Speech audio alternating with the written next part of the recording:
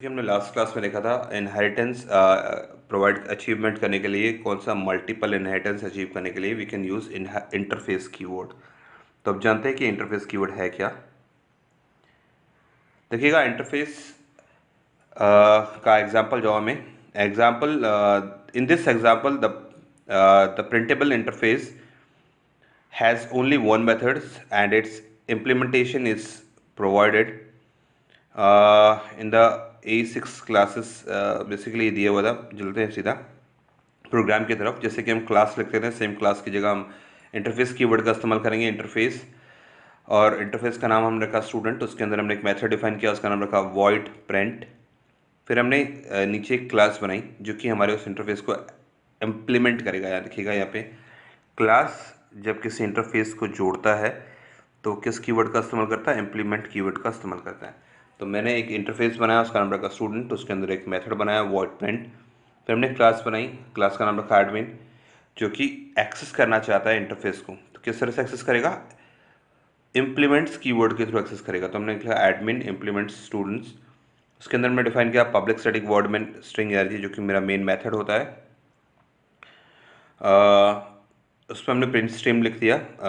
Public void print नाम से हमने एक मेथड बनाया था, उस मेथड में हमने लिख दिया कि हेलो प्रिंट करना है। फिर हमने एक मेन मेथड बनाया, उसका नाम रखा public static void main string energy.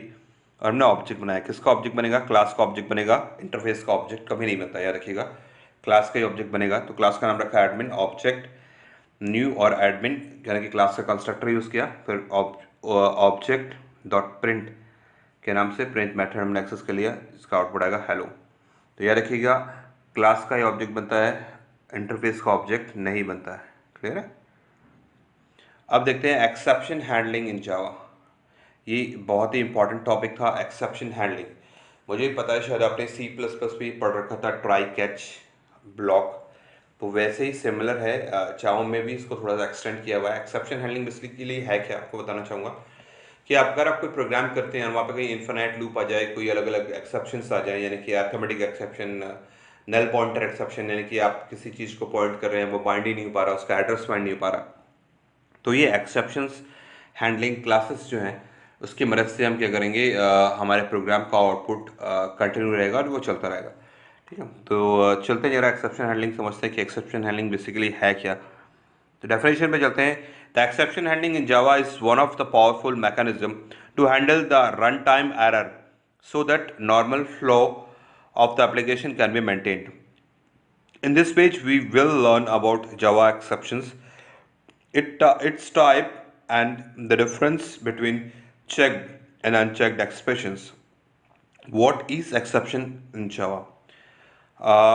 Dictionary meaning exception is an abnormal conditions in Java. An exception is an event that disturbs the normal flow of the program. It is an object which is thrown at runtime.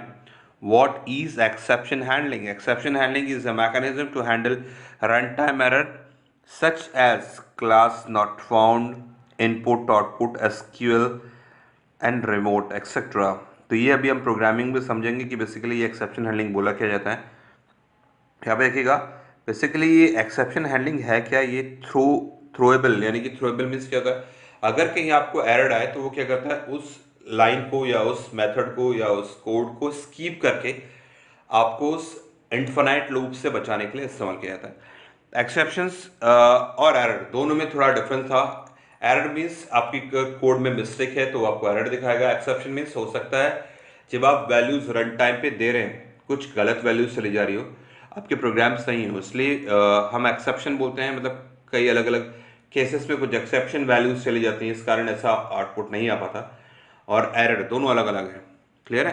तो जरा समझते हैं कि exception basically था क्या। Exceptions के अलग अलग एक्सेप्शंस टाइप्स ही हैं। पहला दिया आईओ एक्सेप्शंस, इनपुट आउटपुट से रिलेटेड कोई एरर्स अगर आए तो आईओ एक्सेप्शंस के अंदर आएगा। सपोज अगर मैंने प्रिंटर लगाया नहीं और मैं प्रिंट का कमांड दे रहा हूँ तो क्या बोलेगा? Printers not found. तो ये क्या होगा? एक तरह का एक्सेप्शन है, क्योंकि आपका सिस्टम चेक किया कि भाई, सिस्टम ने वेरीफाई किया कि भाई कोई प्रिंटर अटैच है या नहीं।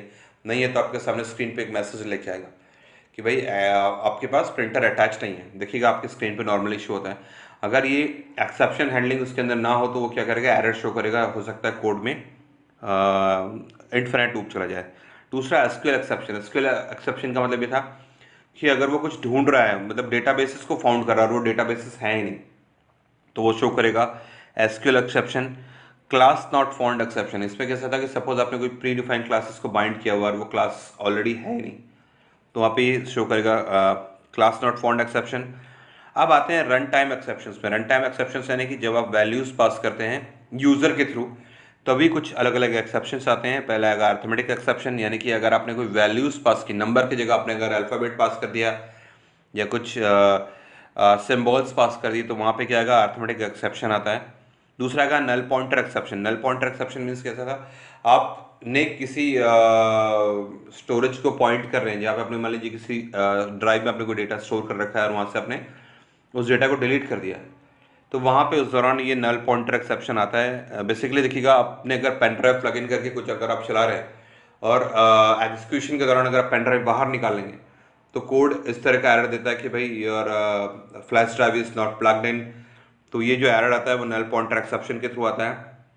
थर्ड जो था मेरा नंबर फॉर्मेट एक्सेप्शन, यानी कि डेट्स। अब देखिएगा डेट का फॉर्मेट होता है, तो मान लीजिए किसी ने कुछ और फॉर्मेट में डेट दिया है और यूज़र किसी और फॉर्मेट में एंटर कर रहा है, तो डेट फॉर्मेट एक्सेप्शन में आता है। Last is index out of bond exception. Index out of bond में यानी कि आपको मेमोरी में एक फिक्स साइज दे रखी है, आप उस साइज से ज़्यादा डेटा अगर पास कर रहे हैं तो वो क्या आएगा, index out of bond exception. इसमें आएगा अरे index out of bond exception और दूसरा आएगा string index out of bond exception. तो ये कुछ सर्टेन स्पेसेस आपको मेमोरी में अलाउड किया गया है। अगर आप उससे ज़्यादा स्पेसेस आप एक्सेस कर रहे हैं तो ये एरर्स आपको शो होंगी। तो ये देखिएगा ये मैसेज शो होंगे ना, एरर्स याद रखिएगा, एरर नहीं मैसेज शो होगा। एरर बेसिकली है क्या, स्टैक ओवरफ्लो एरर आएगा, वर्चुअल मशीन एरर और आउट ऑफ मेमोरी एरर्स। ये these are basically three types of error we can study in this Java programming.